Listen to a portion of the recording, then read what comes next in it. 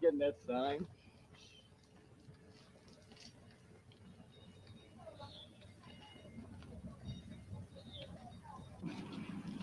Get the bottom.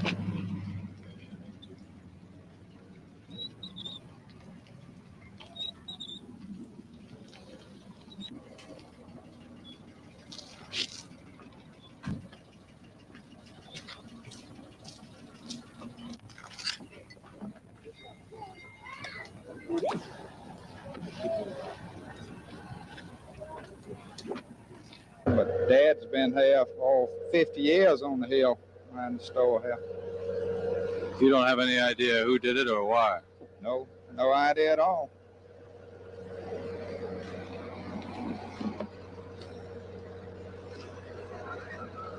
Do you have insurance? Yes. Mm-hmm.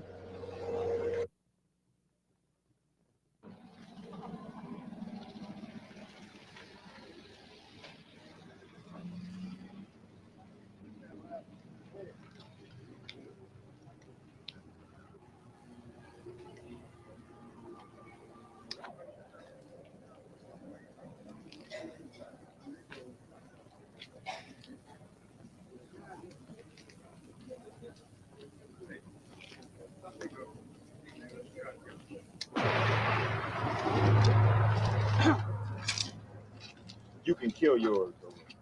Thank you.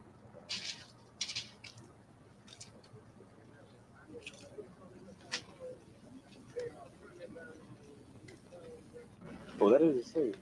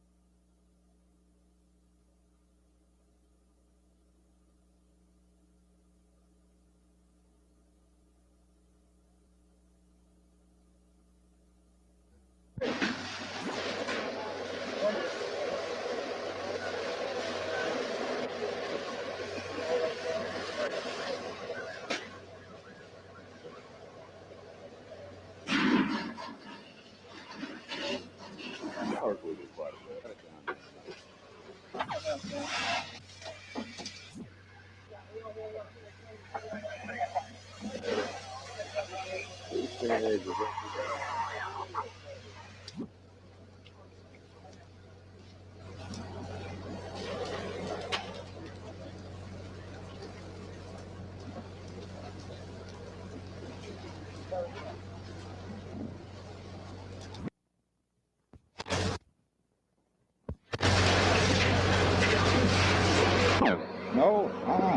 they tried to start one there, but the main fire was back there in the rear.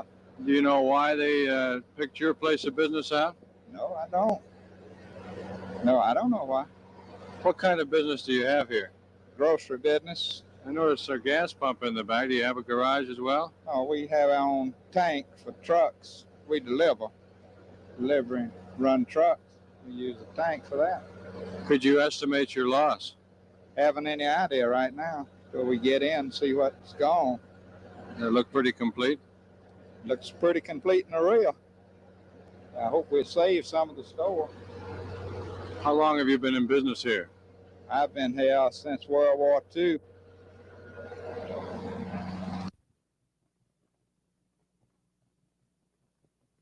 Pretty good. That's so good.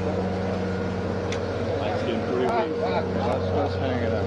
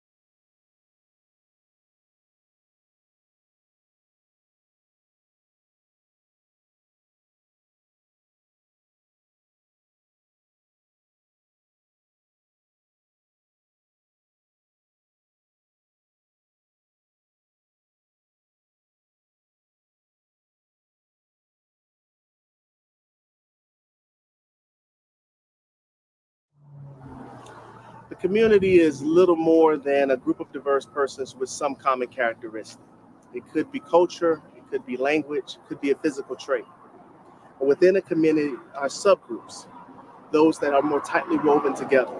Maybe that they share the same neighborhood of a particular city, or they grew up on the same block of a subdivision.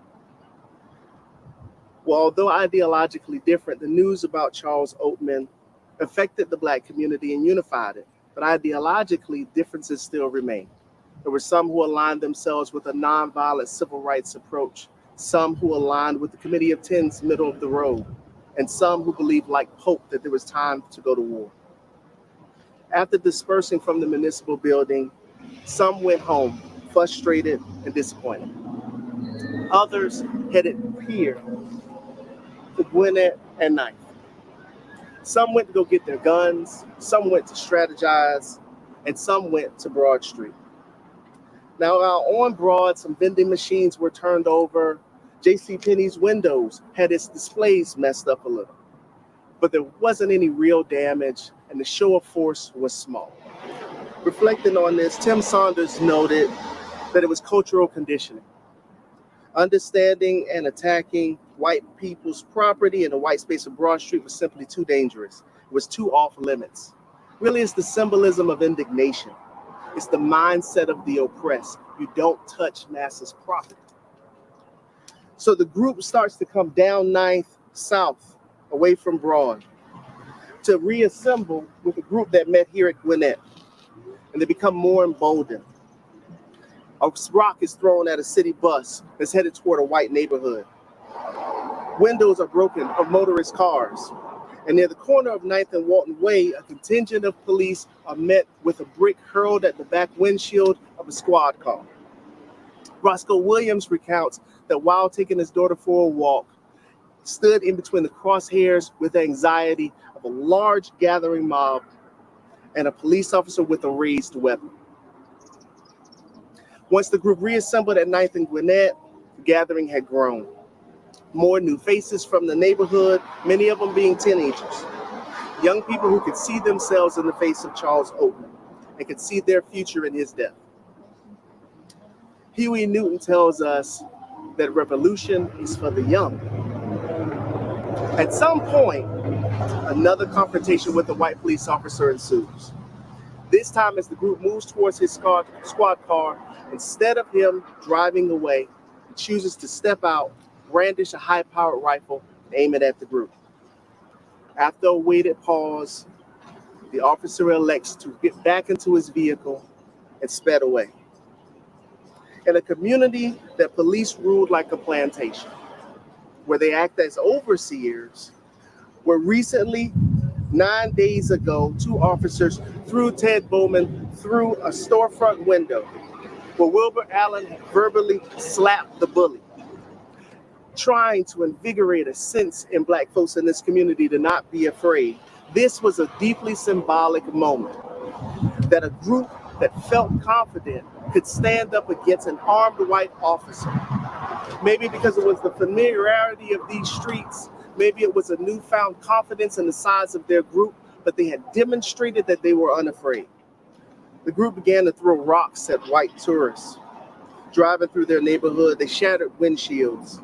And in at least 2 instances, one involving a 65-year-old white woman driving down Gwinnett toward University Hospital, and another with a 56-year-old white man who had stopped in front of A.R. Johnson, both of whom were pulled from their vehicles and beaten. Sanders recounted he saw the beating of the man, and he knew that it was not right. But he also said that he understood that where that rage came from was from the system. It was bred out of a rage against a feeling of being inferior. Later on that evening, Sanders witnessed another event with a white officer who had rode a motorcycle into the neighborhood, but he abandoned it as he was surrounded by a group and fearfully climbed up a tree. He noted that one demonstrator sat on the motorcycle and mocked the officer and asked him, "How long have you been on the job?" Some in the group began to ransack stores, both white-owned and Chinese-American. They were stealing products, breaking windows, leaving the stores in disarray. The Dixie-Benz service station at the corner of 9th and Gwinnett, the Gwinnett Pharmacy, and the Red and White Market on the 800 block of Gwinnett, Snow's Laundry on the 900 block, the Eugene Wu grocery store, and Hill's food stores on the 9th and Hopkins and 9th and the Antoinette were the earliest targets. These were businesses that didn't have good reputations in the community.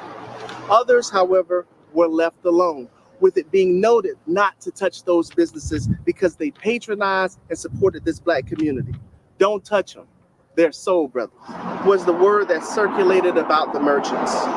A commendation that said that the merchant was an ally, that they were not a member of the power struggle. Some merchants even began to write the word soul brother across their business and their storefronts to ensure that the businesses wouldn't be destroyed. But later, Molotov cocktails filled with gasoline from local service stations were hurled into white and Chinese American owned businesses in targeted acts of violence, creating now a system of firebombing. Some stores have been ransacked earlier, now caught fire. Others that had not previously been touched were also victimized. The Eugene Wu grocery store, Harlem Pawn Shop, Williams Beauty Supply, and all of the 1100 block of 9th were the first to burn. Some of the group moved north, back along 9th towards Broad Street. It had been spoken about earlier of burning down Broad. And now this emboldened group might have the gumption necessary in order to be able to attack the economic epicenter of white Augusta.